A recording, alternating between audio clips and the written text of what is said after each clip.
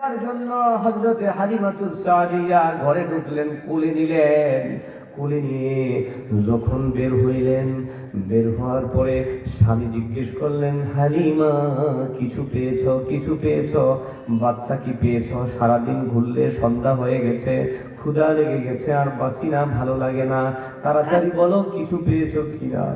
হযরত হালিমা বলেন, স্বামী কিছু না, কিছু না, আমি জীবনের সব কিছু পেয়ে গেছি। বলুন সুবহানাল্লাহ।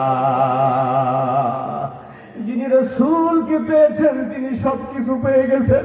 আল্লাহু আকবার। যিনি কোরআন পেয়েছেন তিনি সব কিছু পেয়ে গেছেন। যিনি মসজিদের পথ চিনেছেন তিনি সব কিছু পেয়ে গেছেন। যিনি সুন্নাহর উপরে উঠে গেছেন তিনি সব কিছু পেয়ে গেছেন। এর বাইরে যারা আছে বন্ধু, দেখতে যতই দেখা যাবে কিছুই তারা পায় নাই, কিছুই তারা পায় নাই, কিছুই তারা পায় নাই। খালি হাতে কবরে যাবে, কিছুই মিলবে না। আর যদি ঈমান আমল নিয়ে যাওয়া যায়, সুবহানাল্লাহ বলেন, কবরেতে নূর হইবে, মিলবে বিছানা, আল্লাহ তাআলা রাজি থাকবে, মিলবে ঠিকানা, আল্লাহ তাআলা রাজি থাকবে, মিলবে ঠিকানা। জীবনের জন্য বেঁচে গেলে সুবহানাল্লাহ বলে। আমার প্রিয় বন্ধু, এই জীবনের গ্যারান্টি সহ নির্ধারিত সুখ যদি আপনি আয়ত্ত করতে চান, আপনি জীবনের জন্য যদি বেঁচে যেতে চান, আমার আল্লাহ বলেন প্রথম যে সিফত তোমাকে অর্জন করতে হবে সেটা হলো, আমার আল্লাহ বলে দেন, আল্লাযীনা হুম ফী সালাতিহিম খাশিউন। তোমাকে নামাজ পড়তে কেমন দেখা যায় আরেকজনকে দিয়ে দেখাইয়া নিও। তোমাকে নামাজ পড়তে খুব ছটফট দেখা যায়, নাকি তাড়াতাড়ি করে শেষ করতে ভাগতে চাও? নাকি নামাজ পড়তে তোমাকে বোঝা যায় তুমি একটা বড় মালিক জাজের সামনে আছো, তুমি বড় বিচারকের সামনে আছো, তুমি বড় ভয়ে আছো? হযরত আবু বকর সিদ্দিক রাদিয়াল্লাহু আনহু নিজের বউরে ধমক দিলেন, এটা নামাজ? ধমক দিলেন। ধমক দিয়ে বললেন, যার দিলে ভয় নাই তার হাত পাও ভয় পায় না। আল্লাহু আকবার। আপনার দিলে ভয় আছে না নাই? ও বন্ধু মুসলমান, বুঝেন যে আমরা টের পাই না। যে লোকটা লুকাইয়া লুকাইয়া সিগারেট খায়, পাবলিক টের পায়, লোকটার একটা বদ অভ্যাস আছে, সে মনে করে আমি পালায়া খাইলাম, কেউ জানলো না, ঠিক কি ঠিক না? যত রকমের বদ অভ্যাস একজন যদি আরেকজনেরটা ধরতে পারে, আমার আল্লাহ বলেন তোমার নামাজের মধ্যে দাঁড়াইলে কি সিফত হয়। বাবা জানি সকলেই কথাটা ভালো করে নেবেন না, মনে করবেন নামাজ তো পড়ি আর কি না, নামাজের জন্য আল্লাহওয়ালা ধ্যানের দরকার আছে না নাই? কালেমাওয়ালা ইয়াকিনের দরকার আছে না নাই? ও বন্ধু, কালেমাওয়ালা ইয়াকিনের এত দাম। একজন নামাজি দাঁড়াইয়া নামাজ পড়তে যতটুকু সময় লাগবে তার আগে আমার আল্লাহ তার মুসিবত দূর করে দিবেন। বলুন সুবহানাল্লাহ। নবী ইব্রাহিম আলাইহিস সালাম ছোট্ট শিশু, ছোট্ট বাচ্চা ইসমাইলকে বিবি হাজেরাকে রেখে আসলেন, খানা দিলেন কিছু, পানি দিলেন কিছু, কিছুদিনের মধ্যে শেষ হয়ে গেল, যাবেই তো। এখন পানি পাবে কোথায়?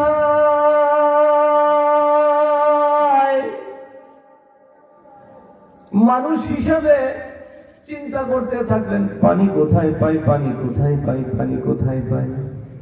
তাকাইলেন ডান দিকে, বাম দিকে, উপরের দিকে, নিচের দিকে, আবার নজর পড়লো সাফা পাহাড়ের দিকে। বলুন সুবহানাল্লাহ।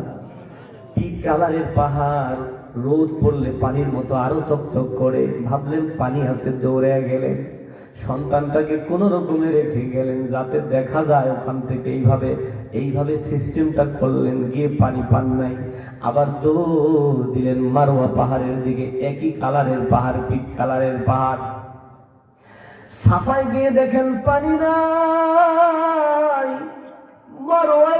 দেখেন পানি নাই। যখন সাফায় যায় তখন মারওয়াকে পানির হাউজের মতো দেখা যায়, আবার যখন মারওয়ায় যায় তখন সাফাকে পানির হাউজের মতো দেখা যায়। আমার আল্লাহ বলেন, জিবরিল, আমার বান্দি আমার কাছে একবার পানি চাইলে তো আমি দিয়া দিই। সুবহানাল্লাহ। মাখলুকের পিছনে ছুটছে, সমাধান হবে না, হবে না, হবে না। কত আর দৌড়াবে মেয়ে মানুষ, দূর তো কম না। এখন তো এসি করা, বিল্ডিং করা, ছাদ করা, সুন্দর করা বিল্ডিং, এসি যে দূরের কথা, পাহাড়টাই তো সমতল ছিল না। একবার সাফায় আবার মারওয়ায়, একবার সাফায় আবার মারওয়ায়। মেয়ে মানুষ আর চলতে পারলেন না, অস্থির হয়ে পড়ে গেলেন। পড়ে গিয়ে বললেন, মালিক,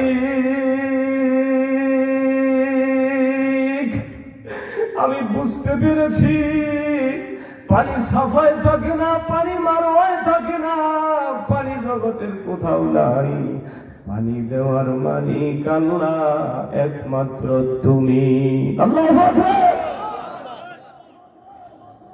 দৌড়াইতে দেরি, এই কথা বলতে দেরি। আমার আল্লাহ বলেন, জিবরিল, আমার কাজ হয়ে গেছে। আমি আমার বান্দির একিন পরিপূর্ণ করতে চেয়েছি, তা যেহেতু হয়ে গেছে, এখন আর দেরি নাই। আল্লাহু আকবার। আরো জোরে আল্লাহু আকবার, আরো জোরে আল্লাহু আকবার। দৌড়ে আসছেন, দেখেন যে হযরতে জিবরিল এসে তার কাজ কমপ্লিট করে ফেলছে। হযরতে ইসমাইলের পা সরাইয়া পাখা দিয়ে আঘাত করে একদম ঝর্ণা, ফাইনাল ঝর্ণার খবর দিয়ে ফেলাইছে। সুবহানাল্লাহ বলেন। পানি উঠছে, তাড়াতাড়ি করে এখন পানি ফিরানোর ব্যবস্থা। সুবহানাল্লাহ। কোন পাথর সংগ্রহ করতেছে তাড়াতাড়ি করে, চতুর্দিকে বেড়া দিয়ে বলতেছে, জম। এটা সুরিয়ানি ভাষা, এটার অর্থ হলো থামো থামো থামো, আমার ছেলে ভেসে যাবে, আমি ভেসে যাব। আমার আল্লাহ বলেন, হাজেরা যদি থামো থামো না বলতো, এই জমজমের ঝর্ণার পানি দিয়ে তামাম দুনিয়া আমি সায়লাভ করে দিতাম। আমার প্যারা বন্ধু, এবার একটু আওয়াজ দিয়ে বলুন, নামাজকে সুন্দর করবার নিয়ত আছে নাকি? এরপরে আরো কাজ আছে। রাত্রি নিশিকালে মানুষ ঘুমিয়ে যখন থাকে,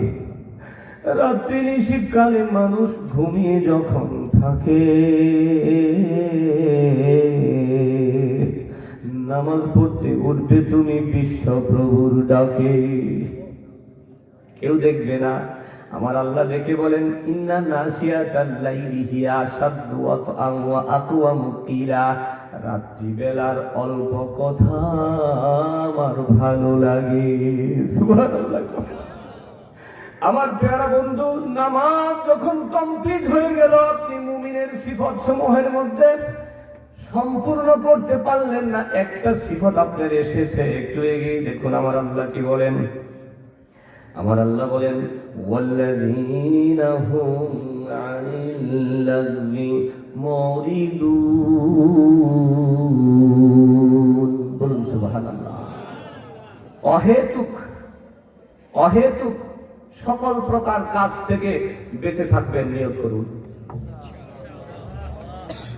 ইনশাআল্লাহ। আমার প্যারা বন্ধু, অহেতুক কোনো কাজ আপনি করতে পারবেন না। কেন করতে পারবেন না? যেহেতু আপনি মুসলমান, আপনি মুমিন। বলুন সুবহানাল্লাহ। ডক্টর শহীদুল্লাহর মতো বিশাল ব্যক্তিত্ব খ্রিস্টানদের সামনে যদি সে বলে থাকে যে তুমি যে কারণে দাড়ি কেটেছ, ঠিক একই কারণে আমি দাড়ি রেখেছি, কি বলেছিল? হে খ্রিস্টান ভাইরা, তোমরা যে কারণে দাড়ি রেখেছ, একই কারণে আমি দাড়ি রেখেছি। কারণ তোমাদের ধর্মের দাড়ি কাটাকে বাহবা দেওয়া হয়, আর আমার ধর্মে দাড়ি রাখাকে বাহবা দেওয়া হয়। বলুন সুবহানাল্লাহ। আপনি অপচয় করতে পারবেন না। অন্য ধর্মে অপচয়কে উৎসাহিত করা হয়, ইসলাম অপচয় না করাকে উৎসাহিত করেছে। বলুন সুবহানাল্লাহ।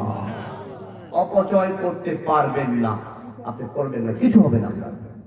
আপনার শাহিরি কমবেন না, সম্মান কমবে না, বংশমর্যাদা কমবে না, ভদ্রতা কমবে না, ইনশাআল্লাহ বাড়িয়ে দিবেন আমার আল্লাহ। আজকে মহারণার টাকা বাকি রাখে, রাখে কি রাখে? গাড়ি সাজায়, এই টাকা বাকি রাখা যায় নাকি নগদ? একটু দয়া করে পিছনে মুসল্লিরা আসছেন তো একটু মেহরবানি করে আগায় আসেন। আর কি আগে আসতে হবে, আসুন তাড়াতাড়ি, এটা নিয়ে আর কি তাড়াতাড়ি আগে আসুন, আর দেরি করবেন না।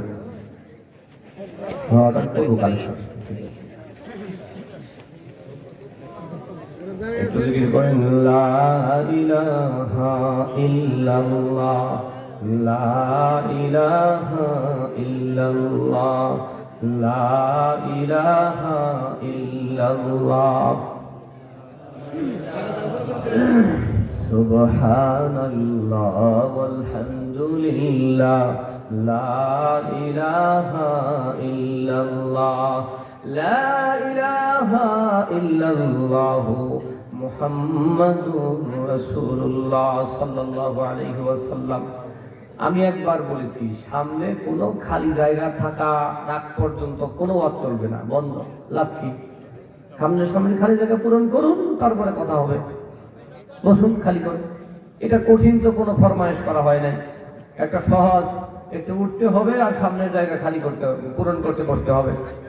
কোনো খালি জায়গা থাকবে তো কথা চলবে না, এভাবে এটা ওটাই চলবে, আলাপ চলবে, এটা ওটা আলাপ চলবে, ওয়াজ শুধু চলবে না, সামনে আসতেই হবে, পিছনে মুসল্লিদের সুযোগ করে দিতে হবে।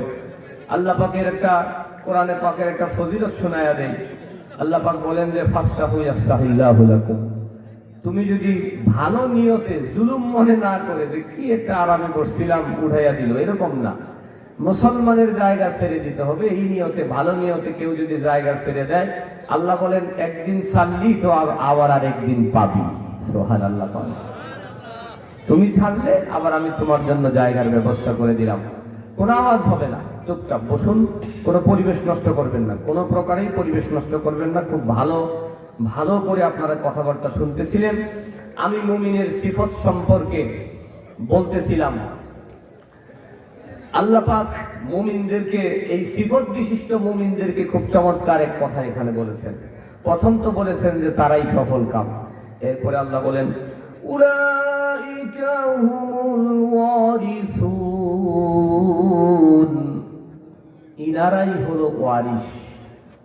ওয়ারিস শব্দটা এটা তো বুঝবার জন্য স্কুল কলেজে পড়ালেখা না করলেও কোনো সমস্যা নাই, কি বলেন? ওয়ারিস, ওই বোনেরা ওয়ারিস হয়, ভাই ওয়ারিস হয়, ছেলে মেয়েরা ওয়ারিস হয়। আল্লাহ বলেন যে আমি এই সকল মুমিনদেরকে ওয়ারিস বানাবো কিসের? আল্লাযীনা ইয়ারিসুনাল ফিরদাউসা হুম ফিহা খালিদুন, তারা জান্নাতুল ফিরদাউসের ওয়ারিস হবে। মালিক হবে তা বলে নাই, আমি দিব তাও বলে নাই। সুবহানাল্লাহ বলে। মালিক হইলে মালিকের একটা আধিপত্য থাকে, আবার নিতে পারে ধাক্কা দিয়া, হেবা করলে ক্যান্সেল করতে পারে। আল্লাহ বলেন আমি ভেজালে যাইতে চাই না, আমার মুমিনদের আমি বড় আদর করি। মুমিনের সিফত যে পরিমাণ কষ্ট করে সে অর্জন করছে, আমি সে যেহেতু অর্জন করেছে, আমি তাকে ওয়ারিস বানাইয়া দিলাম। অর্থাৎ আপনারটা আপনি পাইলেন, এটা আপনার কাছ থেকে আর কেউ কোনোদিন কোনো প্রকারের দাবির মাধ্যমে আপনার কাছ থেকে কেউ কোনোদিন ছুটাইয়া নেবে না, ছুটাইয়া নেবে না, ছুটাইয়া নেবে না, ছুটাইয়া নেবে না।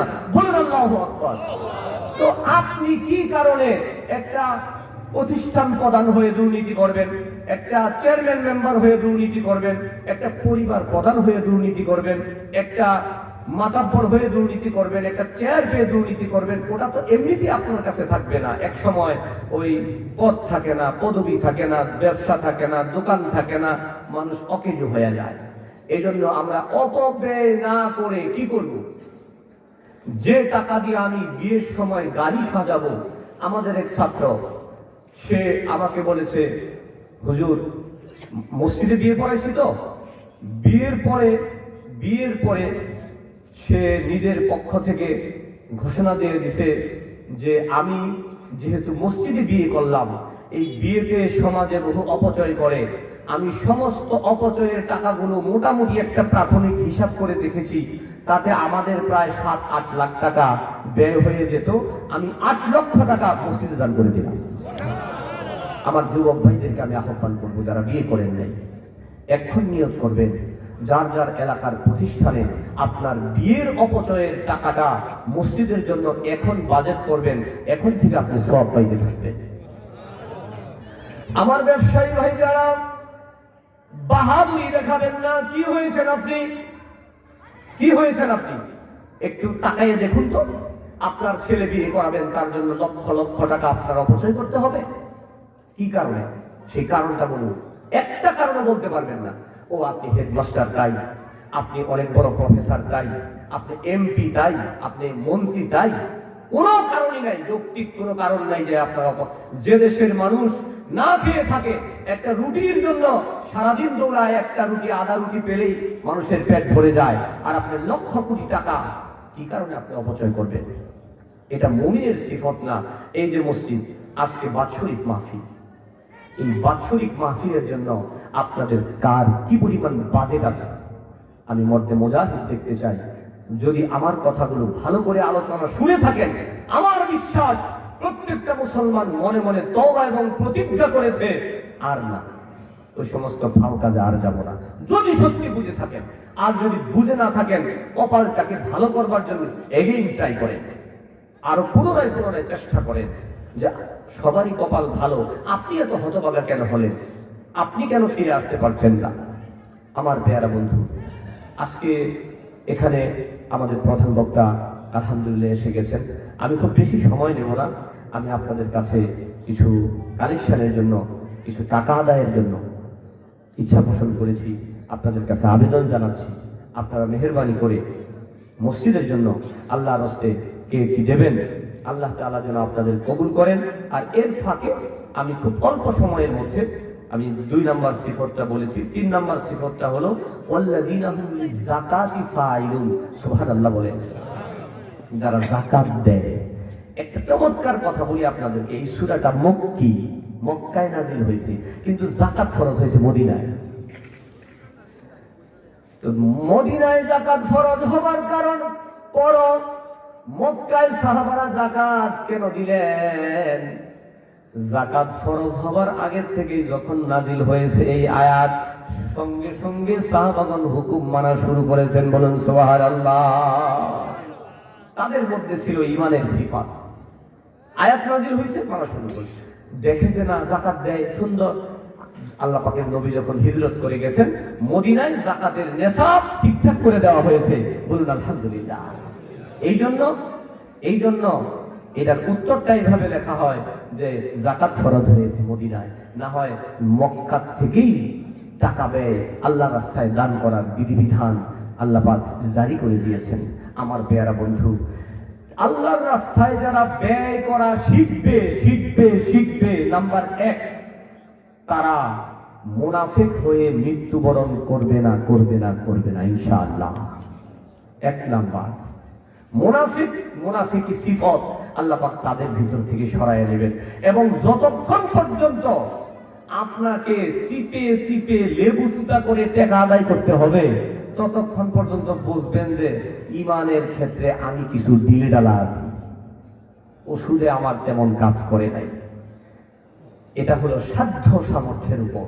চিন্তা করে দেখবেন, সময় সুযোগ মতো এই সূরাটা স্টাডি করে দেখবেন। এরপরে সিফতটা আল্লাহ বলছেন যে এই সিফতটা এত চমৎকার সিফত, নবীজি লোকজনের সামনে এইভাবে জিহ্বা বের করে ধরিয়া দেখাইছেন। কুফা নাফসাকা, এটাকে কন্ট্রোল করো, লজ্জাস্থানকে কন্ট্রোল করো, 2 জিনিসের কন্ট্রোল তুমি করো, আমি জান্নাতের জিম্মাদার হব। স্বামী স্ত্রীতে ঝগড়া থাকবে না, ভাই ভাইয়ে ঝগড়া থাকবে না, সব ঝগড়া শেষ হবে। আমার দানবী ভাইরা, আমি বিনয়ের সাথে আরজ করছি, একটু মেহেরবানি করে আসুন। আমি আর এই বিষয়ে কথা বাড়াতে চাই না। আমি আজকের বক্তব্যে এই কথাই বলতে চাই, আপনাদের কাছে একটা তুলাদণ্ড, একটা মানদণ্ড আমি হাজির করে দিলাম যে ওই মুখে মুখে এ কথা জনাব লাল মাহমুদ সাহেব দিয়েছেন নগদ 1000 টাকা। ইয়া আল্লাহ, আপনি কাদের গনি বাড়াইয়া দেন, জায়গা জমি, ইয়া আল্লাহ আপনি মেহেরবানি করুন, আমিন। মনসুর দিয়েছেন 500 টাকা, আল্লাহ কবুল করুন, আমিন।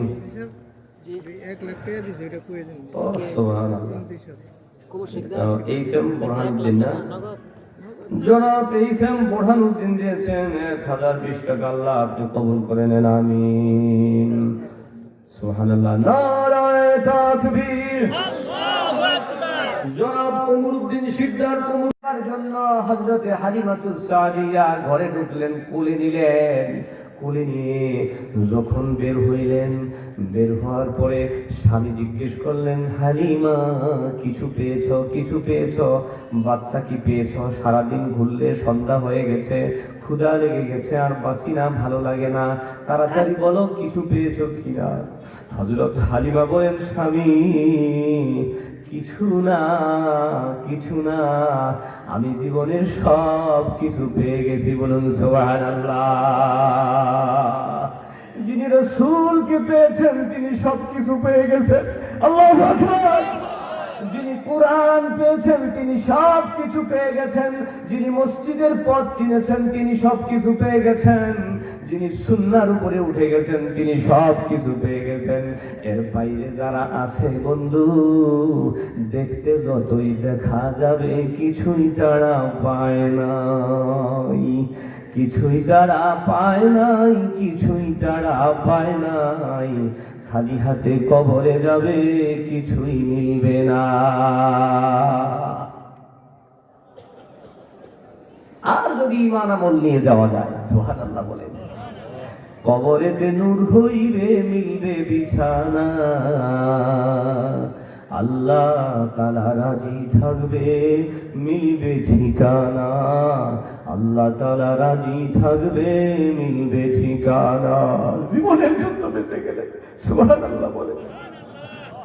আমার প্রিয় বন্ধু, এই জীবনের গ্যারান্টি সহ নির্ধারিত সুখ যদি আপনি আয়ত্ত করতে চান, আপনি জীবনের জন্য যদি বেঁচে যেতে চান, আমার আল্লাহ বলেন প্রথম যে সিফত তোমাকে অর্জন করতে হবে সেটা হলো, আমার আল্লাহ বলে দেন, আল্লাযীনা হুম ফী সালাতিহিম খাশিউন।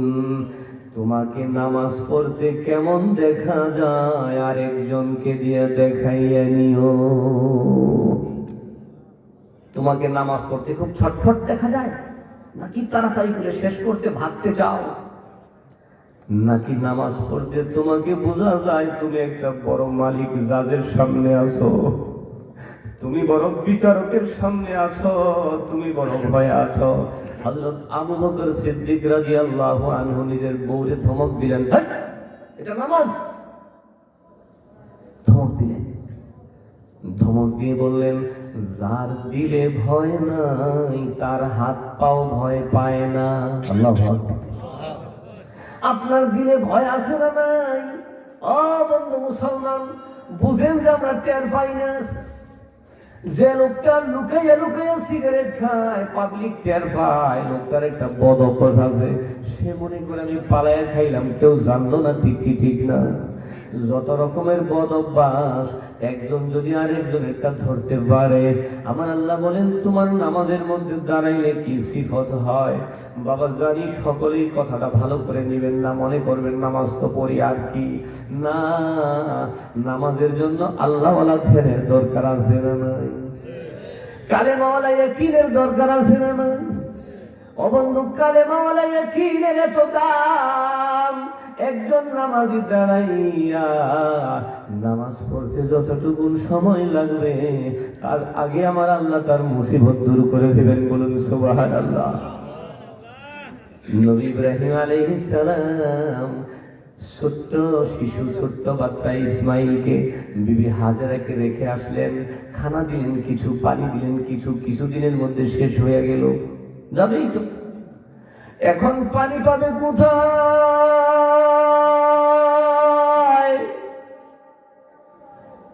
মানুষ হিসেবে চিন্তা করতে থাকলেন, পানি কোথায় পাই, পানি কোথায় পাই, পানি কোথায় পাই।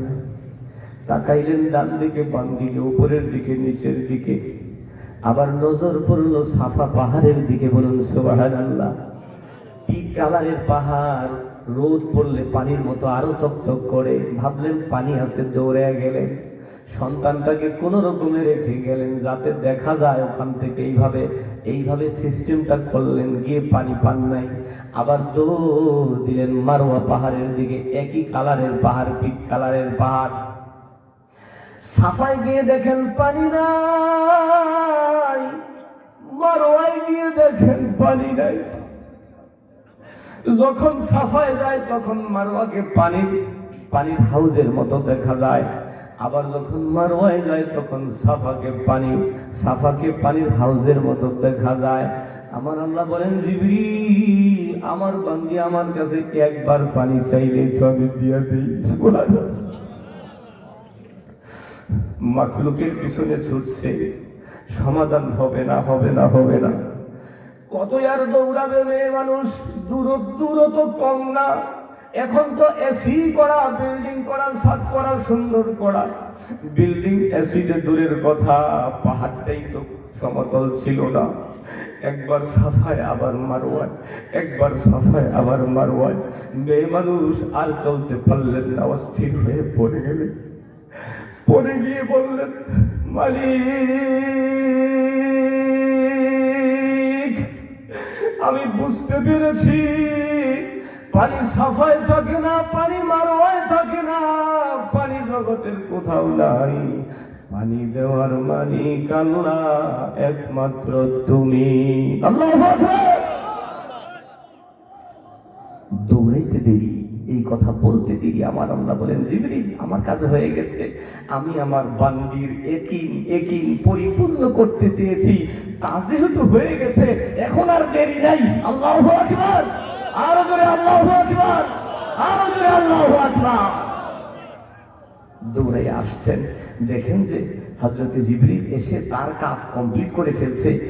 হযরতে ইসমাইলের পা সরাইয়া পাখা দিয়ে আঘাত করে একদম ফাইনাল ঝর্ণার খবর দিয়ে ফেলাইছে। সুবহানাল্লাহ বলেন। পানি উঠছে, তাড়াতাড়ি করে এখন পানি ফিরানোর ব্যবস্থা। সুবহানাল্লাহ। পাথর সংগ্রহ করতেছে তাড়াতাড়ি করে, চতুর্দিকে বেড়া দিয়ে বলতেছে, জম জম। এটা সুরিয়ানি ভাষা, এটার অর্থ হলো থামো থামো থামো, আমার ছেলে ভেসে যাবে, আমি ভেসে যাব। আমার আল্লাহ বলেন, হাজেরা যদি থামো থামো না বলতো, এই জমজমের ঝর্ণার পানি দিয়ে তামাম দুনিয়া আমি সায়লাভ করে দিতাম। আমার প্যারা বন্ধু, এবার একটু আওয়াজ দিয়ে বলুন, নামাজকে সুন্দর করবার নিয়ত আছে নাকি? এরপরে আরো কাজ আছে। রাত্রি নিশিকালে মানুষ ঘুমিয়ে যখন থাকে, রাত্রি নিশিকালে মানুষ ঘুমিয়ে যখন থাকে,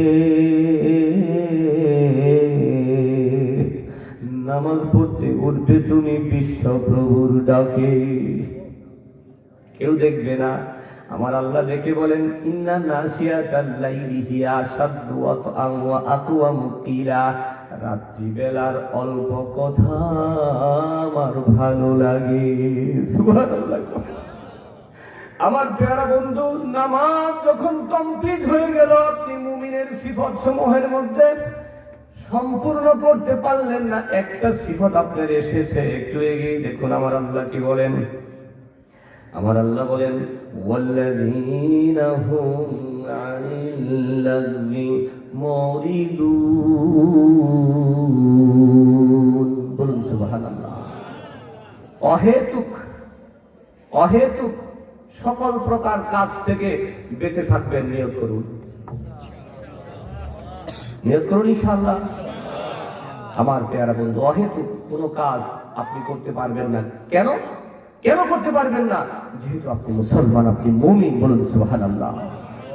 ডক্টর শহীদুল্লাহর মতো বিশাল ব্যক্তিত্ব খ্রিস্টানদের সামনে যদি সে বলে থাকে যে তুমি যে কারণে দাড়ি কেটেছ, ঠিক একই কারণে আমি দাড়ি রেখেছি, কি বলেছিল?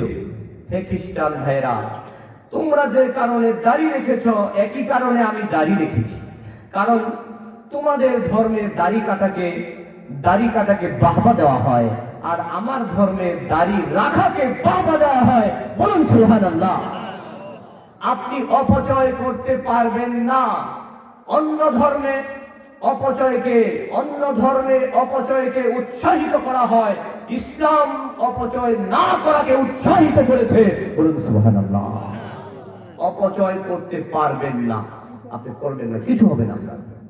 আপনার শাহিরি কমবে না, সম্মান কমবে না, বংশমর্যাদা কমবে না, ভদ্রতা কমবে না, ইনশাআল্লাহ বাড়িয়ে দিবেন আমার আল্লাহ।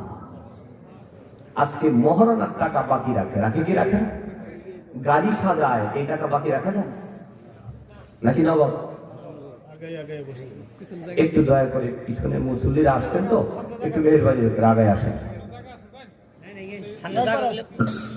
আর কি আগে আসতে হবে, আসুন তাড়াতাড়ি, এটা নিয়ে আর কি তাড়াতাড়ি আগে আসুন, আর দেরি করবেন না।